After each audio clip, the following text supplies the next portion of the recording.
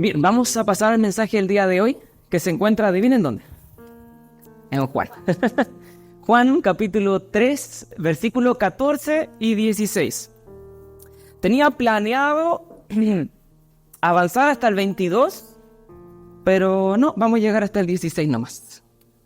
Vamos a llegar hasta el 16. Le vamos a dar lectura en el nombre de nuestro Señor Jesús.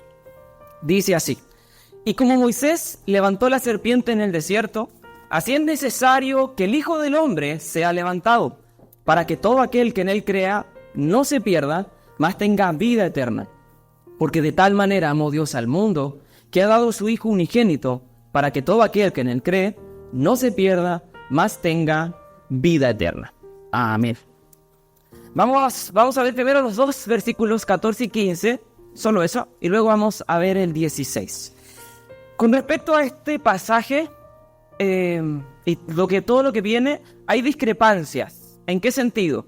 En que algunos dicen que estas son palabras de Jesús y otros dicen que no son palabras de Jesús, sino un comentario del propio Juan. Que el propio Juan toma la historia de Nicodemo y luego Juan hace una especie de reflexión teológica al respecto, ¿sí? Pero independiente de si fue Jesús o fue Juan, entendemos que es la palabra inspirada por Dios y que detrás de esto hay algo que Dios quiere hablar a nuestra vida. Amén. Juan 3:16, en lo que leíamos, ¿no es cierto? Que porque de tal manera amó Dios al mundo, es el pasaje más famoso de toda la Biblia. Es el pasaje más conocido en todo el mundo. La Biblia no fue escrita en versículos, recordemos eso. Pero al separarla en versículos, tenemos más de 30.000 versículos. Y de los más de 30.000 versículos, Juan 3:16 es el más famoso de todos. Pero por la misma razón, tiende a ser uno de los más mal usados o más mal interpretados, ¿sí? No porque el pasaje sea complejo, no, de hecho no, sino justamente por como es tan famoso, tan conocido, tiende a ser también más, si se permite la expresión, más manoseado el versículo, más mal ocupado. Pero vamos a ver qué hay detrás de este pasaje. Y son los versículos anteriores al 16 lo que nos ayuda a entender la frase más importante del versículo 16, que es: porque de tal manera amó Dios al mundo. ¿De qué manera? ¿Cuál es la profundidad del amor de Dios? ¿Qué es lo que está diciendo allí el Evangelio? Versículo 14 y 15 nos entregan el contexto. Pero la verdad es que es un contexto, al menos a primera lectura, un tanto extraño. Porque, ¿qué es lo que está haciendo Juan? Está comparando a Jesús con una serpiente. ¿Por qué se relaciona a Jesús con una serpiente? Volvámoslo a leer, para que entendamos que Juan está haciendo esta comparación. No es una mala lectura.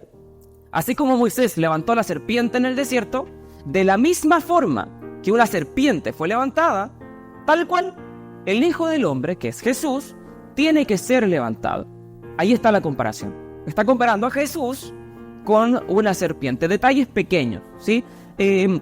Cuando Juan dice levantado, está hablando de la crucifixión, ¿sí? El propio Evangelio repite otra vez esta misma idea de levantar, refiriéndose a Jesús, y lo que está diciendo es la cruz, a que Jesús tenía que ser clavado en una cruz en lo alto. Eso es levantar, y particularmente lo mismo que nosotros vemos en la historia de Moisés, levantó, ¿sí? Es justamente en una vara o en una asta.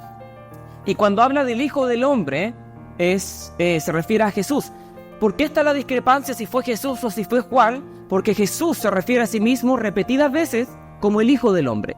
Entonces la gente dice, bueno, entonces este es Jesús, ¿sí?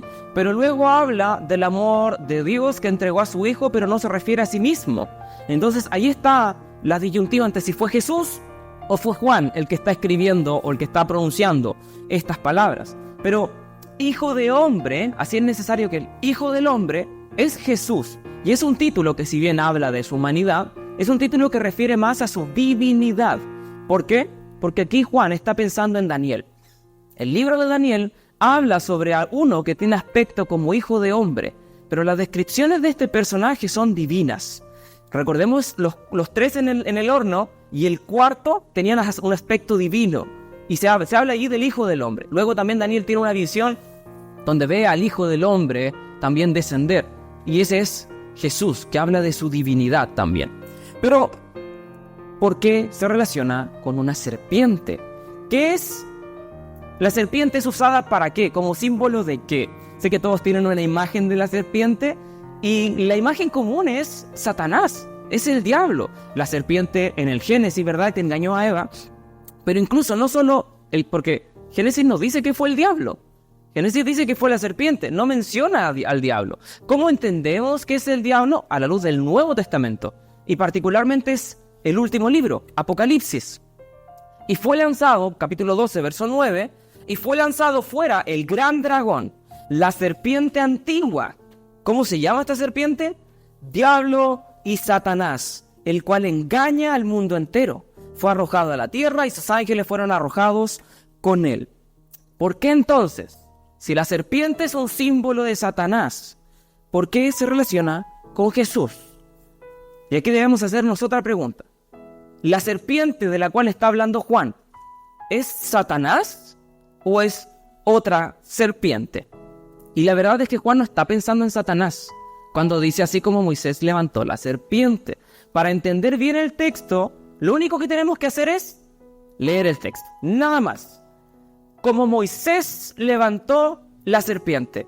Eso es, ahí está la respuesta de por qué Juan relaciona a la serpiente con Jesús. Ahora, ¿cuándo Moisés levantó una serpiente en el desierto? ¿En qué momento pasa eso? ¿Está en la Biblia? Sí, y eso sucede en Números 21, 4 al 9. Es una historia larga, pero no tiene desperdicios. Luego, el pueblo de Israel salió del monte Or y tomó el camino, voy a leer de acá porque acá está de corrido y acá está cortado. Salió del monte Or y tomó el camino hacia el Mar Rojo para bordear la tierra de Edom. Pero el pueblo se impacientó, muy comúnmente en el pueblo de Israel. ¿Por qué? Porque era una larga jornada y comenzó a hablar en contra de Dios y Moisés. Muy típico también. ¿Qué dijeron? ¿Por qué nos sacaron de Egipto para morir aquí en el desierto? Se quejaron. Aquí no hay nada para comer ni agua para beber. Además, detestamos este horrible maná. Fíjense las palabras del pueblo de Israel. Entonces, el Señor envió serpientes venenosas entre el pueblo y muchos fueron mordidos y murieron. Así que el pueblo acudió a Moisés y clamó. Claro, después de que estaban muriendo pidieron ayuda, se arrepintieron. Hemos pecado al hablar contra el Señor y contra ti. Pide al Señor que quite las serpientes. Perfecto. Ahora, ¿cómo creemos que Dios respondió a esto? El pueblo se había quejado en una infinidad de veces contra Dios y contra Moisés, ¿sí? Incluso contra el maná. Detestamos este horrible maná. Ahora, el Señor es tardo para la ira y pronto en misericordia. Y Dios respondió, pero la manera en la que Dios respondió es la importante. Así pues, Moisés oró por el pueblo, también como es de costumbre. Entonces el Señor le dijo a Moisés, haz la figura de una serpiente venenosa y átala a un poste. Todos los que sean mordidos vivirán tan solo con mirar la serpiente. Así que Moisés hizo una serpiente de bronce y la ató a un poste. A esto se está refiriendo Juan. Entonces los que eran mordidos por una serpiente miraban la serpiente de bronce y sanaban. También es un relato bastante extraño, ¿sí? El pueblo, como de costumbre, se queja contra Dios. Esta no es la primera, esta es una seguidilla de quejas que tiene el pueblo de Israel contra Dios. Incluso, tan malo era el pueblo que Dios le dijo, ustedes van a estar condenados a morir en este lugar. Y va a ser la próxima generación la que entre a Canaán. Ustedes van a morir aquí en el desierto. Y este evento fue el que produjo que la mayoría de esa generación muriera, ¿sí? Y fueron sus hijos los que sobrevivieron a esta circunstancia. Entonces, ellos se quejan contra Dios, contra Moisés, se quejan del maná, y Dios envía serpientes venenosas, los comienzan a matar, ellos se arrepienten, piden misericordia y Dios les responde. Que Moisés hiciera una serpiente, Moisés hace una serpiente de bronce, la pone en lo alto, y todos los que miraran se sanaban, ¿sí? Literalmente hablando, habían infinidad de posibilidades, de maneras en las que Dios podía salvar al pueblo. Dios pudo haber eliminado las serpientes, Dios pudo haber hecho que soplara un viento y volaran todas, Dios pudo haber hecho que cayera fuego y consumieran, Dios pudo haber sanado así simplemente a las personas, pero no. Dios dice a Moisés, haz una serpiente, levántala y quienes la miren van a ser salvos. ¿Por qué Dios escogió esta manera? ¿Por qué pudo haber levantado un cordero? El cordero ya era un buen símbolo para los hebreos. El cordero sacrificado, que era perdón por sus pecados y todo eso. ¿Por qué no un cordero? No, ¿por qué fue una serpiente? Y eso es lo que debemos entender. ¿La serpiente representa a Satanás? No. Literalmente Dios dijo que se hiciera una serpiente tal cual como las que estaban envenenando a los israelitas. Y la serpiente lo que representa es el mal, particularmente el pecado de Israel. Porque ¿por qué Dios envió a las serpientes? Porque habían pecado al hablar en contra de Dios, de Moisés y al quejarse del maná.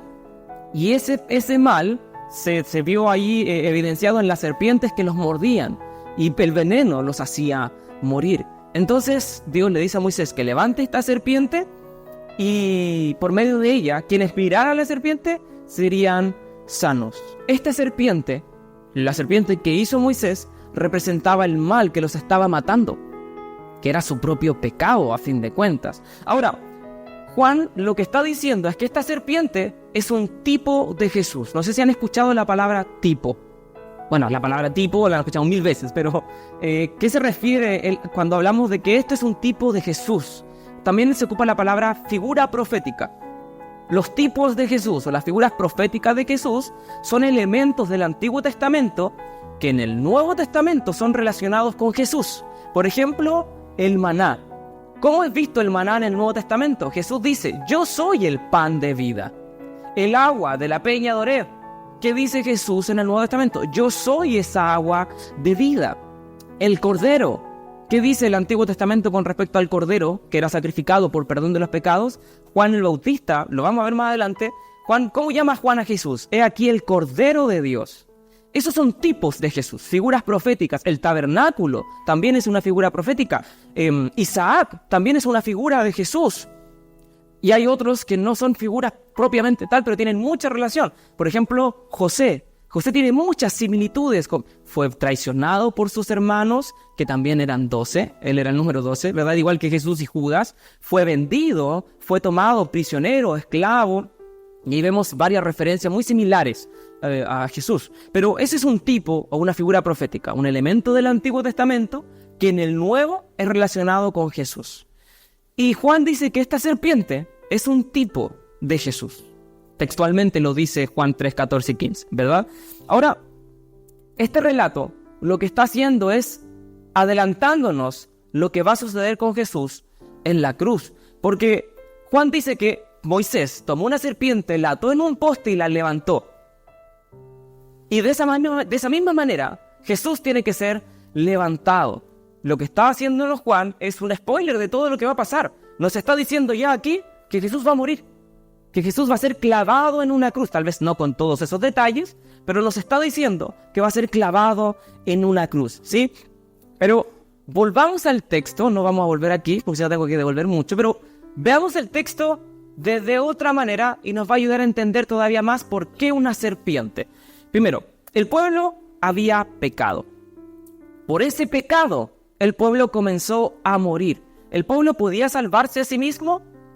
No. Por eso van donde Moisés y le dicen, perdónanos, o sea, estamos arrepentidos, ora para que Dios nos salve, ¿sí?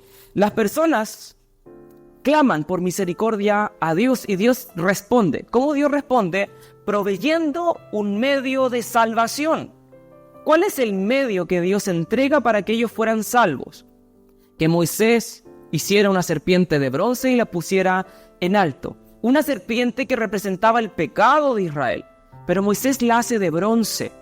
¿Qué representa el bronce? El bronce representa el juicio de Dios. Recordemos el altar de bronce, donde se sacrificaban los animales para que el perdón fuese otorgado. De manera que una serpiente que representaba el pecado, hecha de bronce, colgada en una cruz o en una vara, no era una cruz propiamente tal, ¿qué estaba representando? Que aquello que los estaba matando ya había sido destruido. Eso era lo que estaba representando aquella serpiente, ¿sí?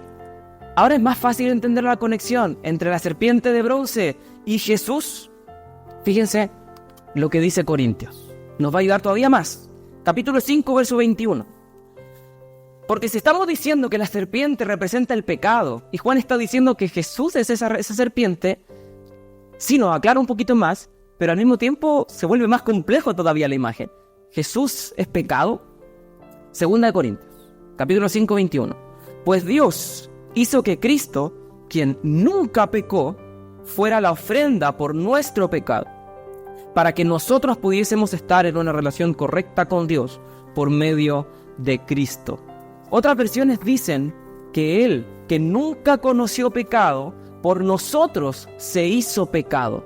La serpiente, que es un símbolo de la maldición, del pecado, de la maldad, es lo que Cristo terminó haciendo en la cruz. La Biblia dice que por nosotros Él se hizo maldición. Y eso es lo que está representando Juan aquí al relacionar a Jesús con esa cruz. Perdón, a Jesús con esa serpiente. Jesús cargó nuestro pecado.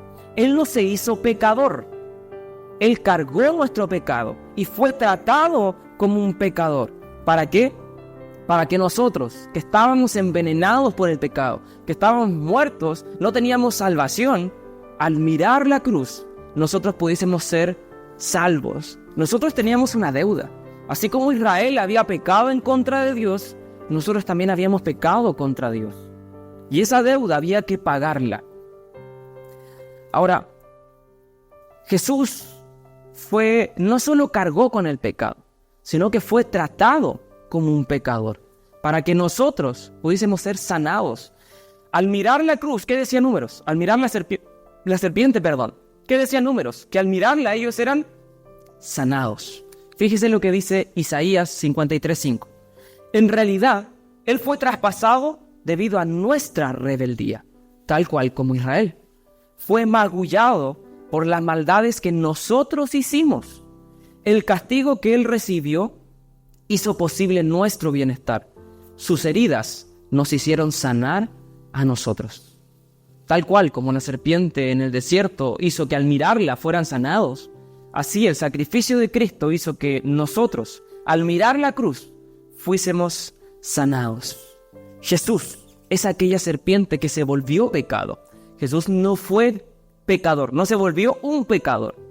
Se volvió pecado, cargando toda nuestra maldad y siendo tratado por Dios, su propio Padre, como un pecador, siendo inocente, solo por nosotros.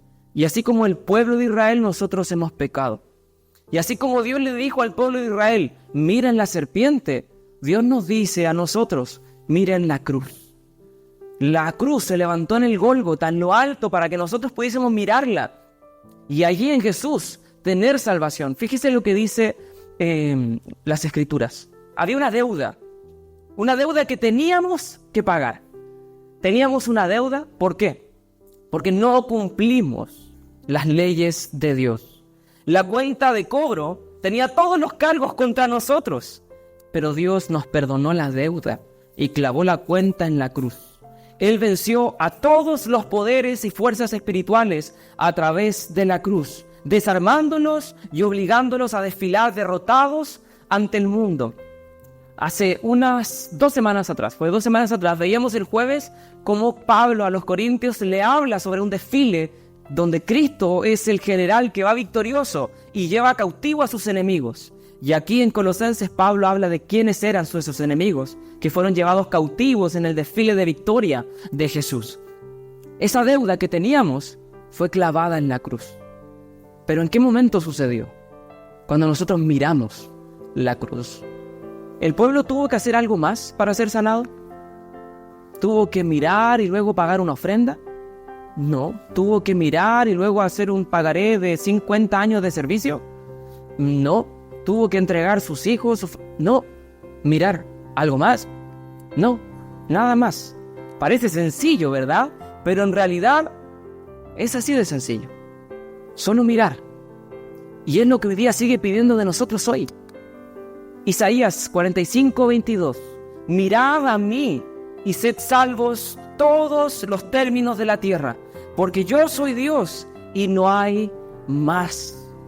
¿Tenemos que hacer algo más que mirar a la cruz? No. Cristo fue levantado allí en el Gólgota. fue exhibido públicamente, humillado, para que nosotros lo mirásemos a Él. Juan dice que de esta manera fue levantado para que todo aquel que en Él cree. No dijo mirar Juan, dijo para que todo aquel que en Él cree. Pero es lo mismo, es exactamente lo mismo. Lo que está diciendo Números, lo que está diciendo Isaías y lo que está diciendo Juan es míralo a Él. Y es lo que dice Hebreos, puesto nuestros ojos en el autor y consumador de la fe.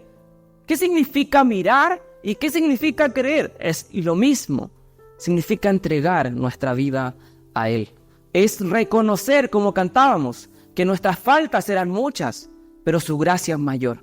Es reconocer que la cárcel en la que estábamos allí por nuestra propia voluntad, que la deuda fue por nuestra culpa, que las cadenas fueron puestas por nosotros mismos. Eso es mirar y creer en Jesús. Amén. Ahora, hay algo más interesante en el relato de Números. El pueblo se quejó contra Dios, ¿sí? Contra Dios. Dios estaba allí con ellos. El pueblo se quejó contra Moisés y el pueblo se quejó acerca del maná. Jesús está en todo el relato. Está en todo el relato. Dios allí está presente, en la Trinidad está Jesús. Moisés, ¿saben que Moisés es otra figura profética de Jesús? La propia Biblia profetiza de que Dios levantaría a un nuevo Moisés, al cual sí le harían caso, al cual realmente un Moisés que los llevaría a la tierra prometida.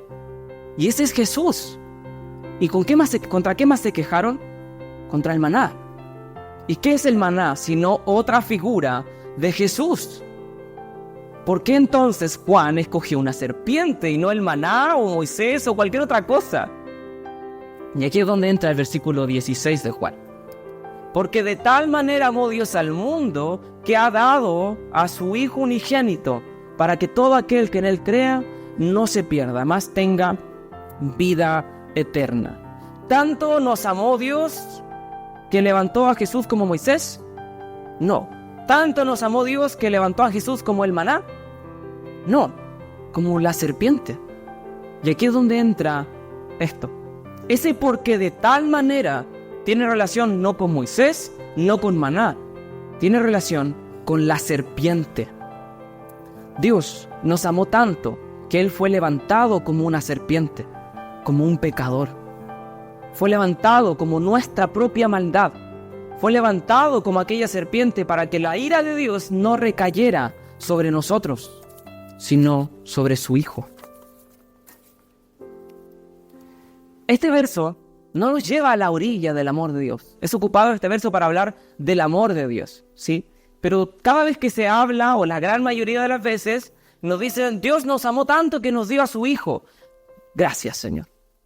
Pero el verso es más profundo que eso. Es mucho más profundo. Porque cuando dice ¿de tal manera qué? Verso 14 y 15. Si pueden abrir sus Biblias, si no la tienen, lo invito a hacerlo en su casa. La gran mayoría de las Biblias lo que hace es Juan 14, 15. Así como Moisés levantó la serpiente en el desierto, es necesario que el Hijo del Hombre sea levantado para que todo aquel que en él cree tenga vida eterna. Y hay un subtítulo. Porque de tal manera amó Dios al mundo. Y ahí viene el versículo 16. Nos separa. ¿Se acuerdan lo que veíamos hace un tiempo? Que esta división, que es muy buena, pero una de las cosas que nos puede llegar a hacer es separar la Biblia. Cuando no es así, es un relato continuo. En la mayoría de las Biblias van a encontrar eso. Que hay un subtítulo entre el versículo 15 y el versículo 16. Pero están conectados. Están relacionados. La manera en la que Dios nos amó se relaciona con la manera en la que Jesús es levantado. ¿Quién fue el que pecó en el desierto? Fue el pueblo. Pero ¿quién fue el que fue levantado? Una serpiente. Dios pudo haber dicho, tráiganme a los que hablaran en contra mía y mátenlos. Como pasó en la rebelión de Coré, como pasó cuando hicieron el becerro de oro, como pasó cuando hablaron en contra de Moisés. Dios pudo haber dicho, tráiganlo y mátenlos. Y listo, y el pecado quedaba limpio. Pero Dios dijo, no, nadie de ustedes va a morir, y ustedes son los culpables. Voy a levantar una serpiente, y quienes la miren van a ser salvos, ¿sí? Cuando las Escrituras dicen que Dios levantó a Jesús, está pensando en la manera en la que Dios levantó a Jesús. y lo levantó siendo inocente como un pecador. Siendo inocente. Pero hay más. Dice que ha dado a su Hijo. Cuando dice dado, no se está refiriendo a que Jesús nos dije, miren, ¿saben qué? Les tengo un regalo. Tomen, ahí está Jesús. Y nos, gracias, no te molestes, no era necesario. No es dado en función de regalo. Cuando dice dado, es ofrecido como un sacrificio. Es como una ofrenda. ¿Por qué Dios daría una ofrenda? ¿Por qué Dios nos da a Jesús como una ofrenda? Y aquí vemos Juan. El mismo Juan, capítulo 1, verso 29. Juan el Bautista. Al día siguiente, Juan, el Bautista, vio que Jesús se le acercaba y dijo, miren, el Cordero de Dios que quita el pecado del mundo.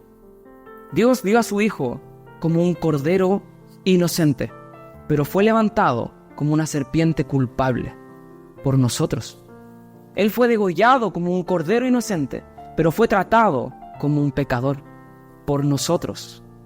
Por eso Dios nos dio a su Hijo, porque había una deuda que pagar y Dios es justo. Cuando hablamos de Juan 3:16, y por eso le decía que es uno de los versículos más mal interpretados, nosotros, ¿qué es lo que vemos en Juan 3:16? Comúnmente, cuánto Dios nos ama, y qué bueno que Dios nos ama, gracias Dios por tu amor. Pero ¿cómo Dios nos ama? ¿Cómo Juan nos expresa el amor de Dios? ¿Saben cómo lo hace? Con la justicia de Dios.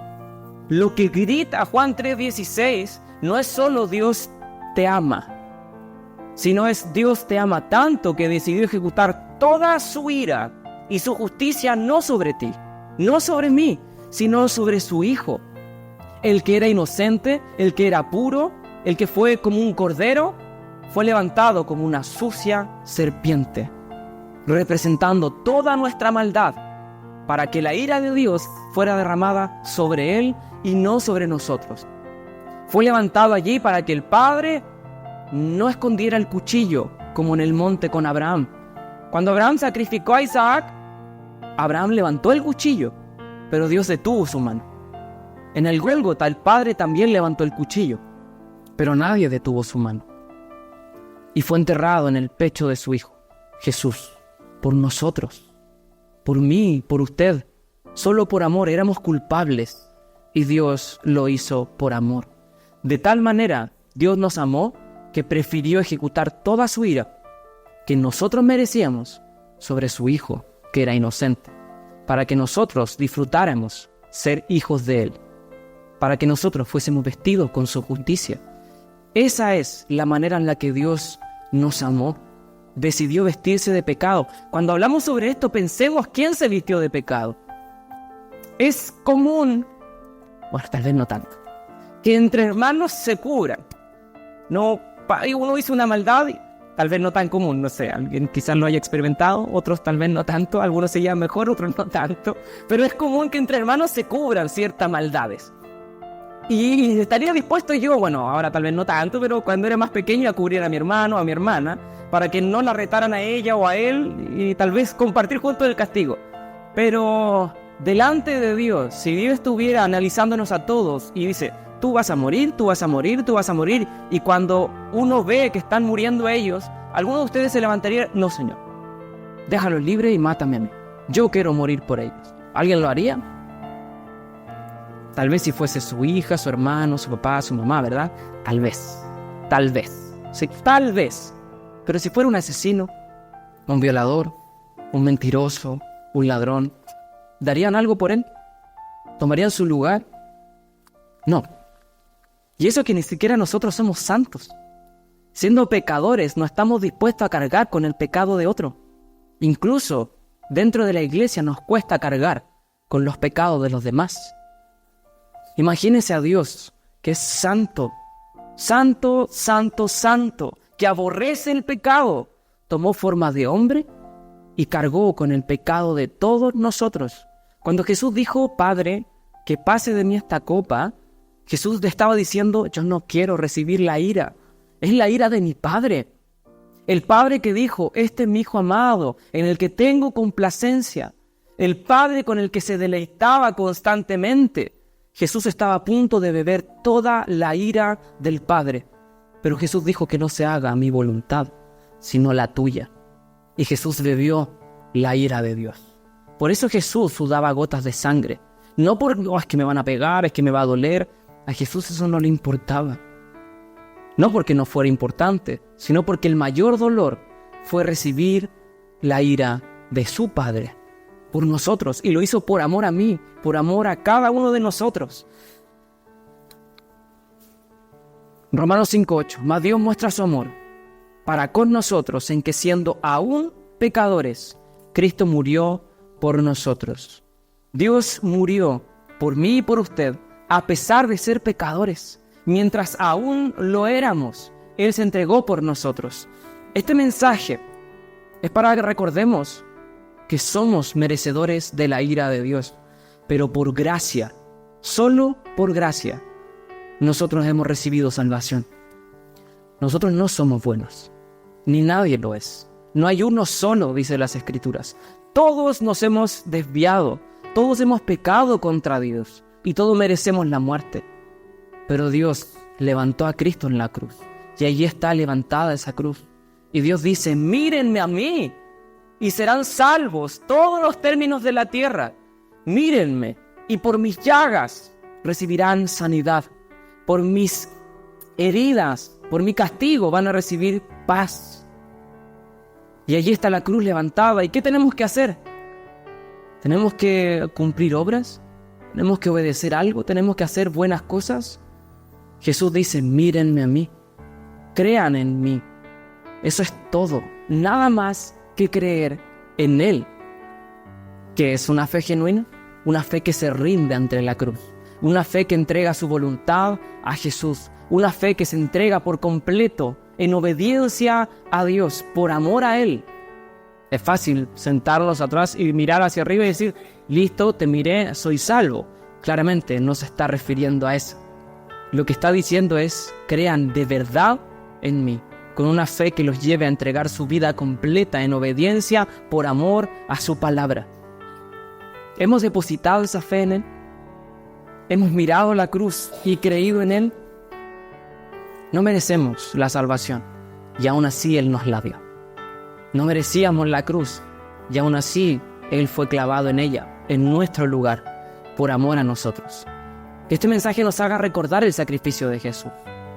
Es común, como decía al principio, leer este versículo, incluso se anuncia en varios lados, se repite y se dice en voz alta, porque de tal manera amó Dios al mundo, pero ignoramos lo que hay detrás, la manera en la que Dios amó al mundo. Y decimos, ¿cuál es la mayor expresión de amor? Lo dice Juan 3:16, que Dios dio a su Hijo. ¿Y qué es eso? ¿Cómo fue? ¿Qué hay detrás de esa entrega? ¿Qué significa? ¿Y cómo nosotros nos relacionamos con esa entrega? Y ahí volvemos atrás y miramos a Números, a un pueblo rebelde, a un pueblo malo, a un pueblo que se enojaba, que se quejaba incluso, un pueblo que despreciaba al maná. Detestamos este horrible maná. ¿Cómo diría ese pueblo hoy en día? No aburre la palabra. La palabra como que, no, yo quisiera algo mejor, yo quisiera algo más prendido, yo quisiera una palabra tal vez de aliento. Eso es despreciar el maná. Es su palabra. Jesús dijo, yo soy el pan del cielo que baja. Ese es nuestro alimento. Es su palabra. Y el pueblo la ha menospreciado. ¿Cuál fue el resultado? Veneno, corriendo por su sangre. Y allí Dios, por misericordia, levanta la cruz. Y hoy día esa cruz sigue levantada. Cada vez que nosotros caemos, podemos mirar a la cruz y hallar el oportuno socorro, al recurrir a Cristo. Amén.